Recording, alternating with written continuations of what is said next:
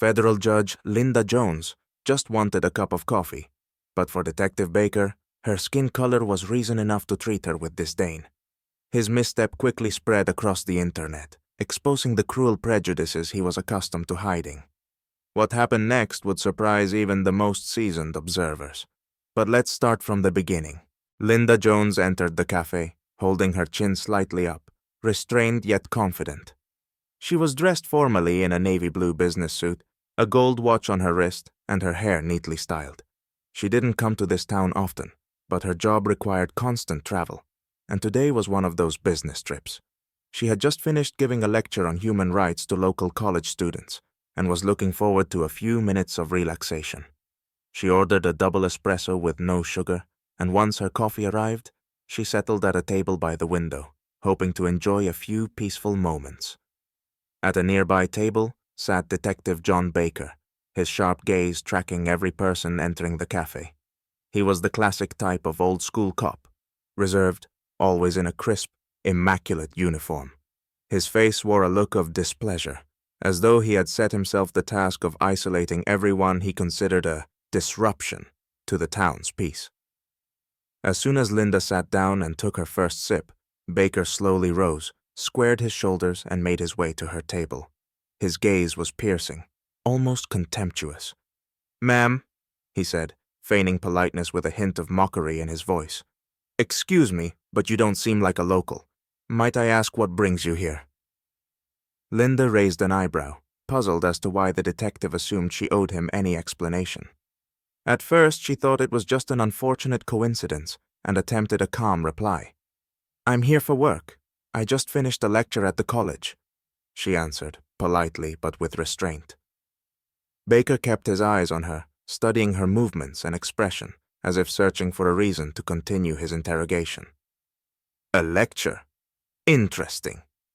His tone turned colder, almost distrustful. "And on what topic, if you don't mind me asking?" Linda met his gaze, restraining her irritation. She saw through his question, sensing it was a thin veil for his mistrust and suspicion. "Human rights," she replied curtly, unwilling to waste words on someone so clearly hostile. For a moment, she saw a flash of disdain in the detective's eyes. He looked at her with a smirk, as though suggesting her words were meaningless to him. "Human rights," he repeated with a touch of sarcasm. "Sounds like you came here to tell us how to do things." Linda's fingers tightened around her coffee cup as she held back sharp words. Her calm was beginning to slip, but she knew that engaging would only escalate the situation. "No, that's not what I do," she replied as neutrally as possible, though her tone carried a hint of firmness. At that moment, Baker felt entirely in control. He was used to wielding his authority in situations like these, where he believed he could intimidate others with his position. He assumed that a woman like her, especially one not from this town, wouldn't dare stand up to him. "Ma'am," he added with a smug smile, "I'd suggest you watch what you say and where. Rights or no rights, I also have the right to keep this town safe. You could be a danger to it for all I know." He chuckled, clearly pleased with his own remark. Linda, suppressing her anger, slowly took out her phone and started recording, pointing the camera at the detective. She chose not to say a word, letting the situation play out, knowing that anything he did next would be on record.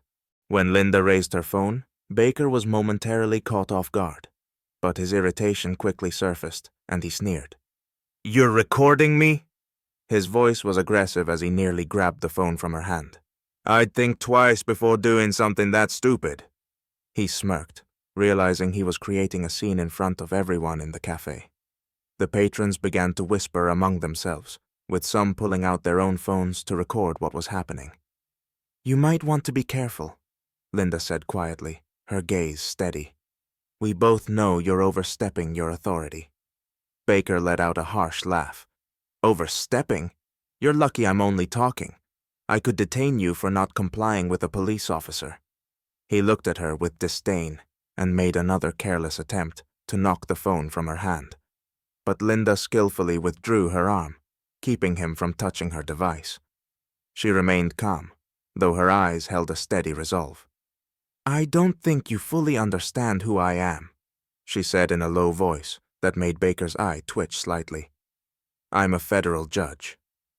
In that moment, shock flickered across the detective's face, and he froze. The cafe patrons, witnessing the scene, began whispering more loudly. Suppressed laughter and gasps of surprise filled the room. Baker tried to maintain his composure, but felt the growing pressure of everyone's stares on him. He knew the situation was spiraling out of control, and that his aggression was no longer effective. He might have forced her to delete the recording, but he now understood that it would only worsen his situation. "A judge?" he muttered, taking a forced step back. "So what? We all have to follow the law, and you're no exception." "Exactly," Linda said firmly, her eyes fixed on him. "The law is the same for everyone. That's exactly what I teach." Realizing how weak his position was, Baker awkwardly tried to salvage his dignity. He looked around, noticing cameras in the hands of other patrons, and flashed a fake smile, as if the entire scene had been a misunderstanding. His confidence had vanished in an instant. "Have a nice day, Judge," he said through gritted teeth, struggling to contain his anger. "It was a pleasure to meet you." Linda calmly resumed drinking her coffee, ignoring him, while keeping her phone in hand, a reminder that everything was recorded. Baker felt his face burn with humiliation and quickly left the cafe, throwing her a look of resentment that no longer held any significance. The next morning, Linda awoke to her phone buzzing with notifications. Her video with Detective Baker had already spread across social media, racking up thousands of views and hundreds of comments. The outpouring of support and public outrage over the injustice was so strong that local news outlets began covering the story. Linda read the comments. How could he treat anyone, let alone a federal judge, like that? Are we back in the 1960s? People like this shouldn't have any power. Hundreds of similar statements filled her feed, and she realized that a chain reaction had begun. At the police station, Detective Baker had not yet realized the consequences of his behavior, but his boss, Captain Williams, was already reviewing the video and listening to comments from outraged citizens calling the hotline. Soon, Baker was summoned to the captain's office, and he entered with an attempt at calm, though he felt a growing unease. Captain Williams sat at his desk, arms crossed, fixing Baker with a steely gaze. "Baker, do you know why you're here?" he asked, slapping his hand on the desk for emphasis. I was told it has to do with yesterday's incident, sir," the detective replied, feigning innocence. The captain pressed a button, and the video of Linda in the cafe appeared on the screen in front of him. Baker's face twisted, but he remained silent, feeling his calm beginning to fracture. "Do you realize what you've done?" Williams asked coldly. "That's a federal judge, Baker. You didn't even bother to find out who she was. You let your prejudice run wild and made a fool of yourself in front of the whole country." Baker swallowed hard, trying to maintain composure, but his hands began to tremble. He tried to defend himself. "But sir, she was acting suspicious. I was just doing my job, trying to keep the town safe." Williams barely held back a sarcastic laugh. "Keeping the town safe? You humiliated a respected person just because you thought you had the right. And now we have a federal-level complaint, public pressure, and a media investigation. Your actions have cast a shadow over the entire department." The situation grew darker for Baker. He felt cold sweat running down his back. A thought briefly crossed his mind about shifting the blame onto Linda, but he knew it would only worsen his position. As Baker left the office, he noticed his colleagues glancing at him. Some with disdain, others with pity. Everyone in the department knew how serious the situation had become. Some were embarrassed by his behavior, others outraged, but all understood that Baker had put his career at serious risk. Meanwhile, reporters were already gathered outside the station, hoping to get a statement from him. They approached officers, asking for their thoughts, but the officers avoided answering. Soon, Baker heard one of them shout his name, but he lowered his head and hurried to his car. However, the story didn't stay confined to the internet. Local media blew it up even further. Local papers published stories about the unfair treatment of a federal judge by a police officer, and television channels began airing segments with the very footage from the cafe. The incident began to draw attention at the state level, with officials concerned about the reputation of local law enforcement. Linda, too, after reading countless messages of support and realizing the broader significance of this situation, filed an official complaint against Baker, calling for a transparent investigation. Local activists, inspired by her stand, began organizing a protest outside the police station, demanding accountability for incidents like this.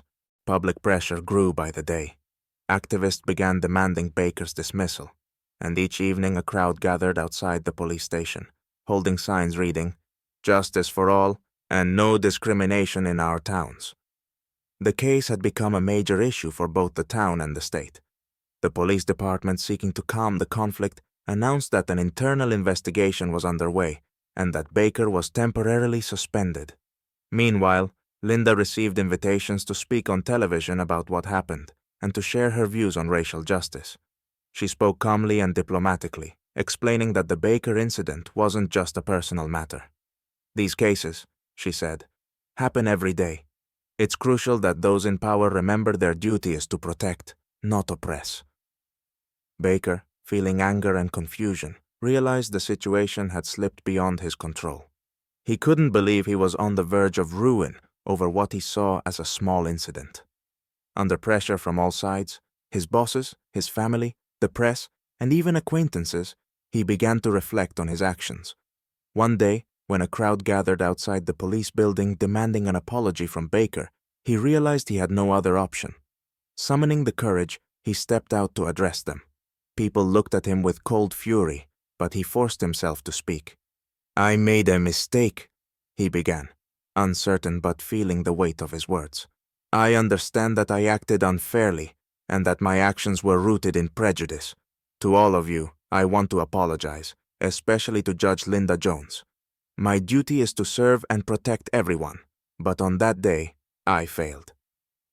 His apology drew mixed reactions. Some were moved, but most felt it wasn't enough. Nonetheless, his statement was captured by news cameras and circulated online by evening, sparking discussions about whether it was sincere or merely an attempt to salvage his reputation. When Linda saw his apology, she appreciated his effort to recognize his mistakes, but remained resolute.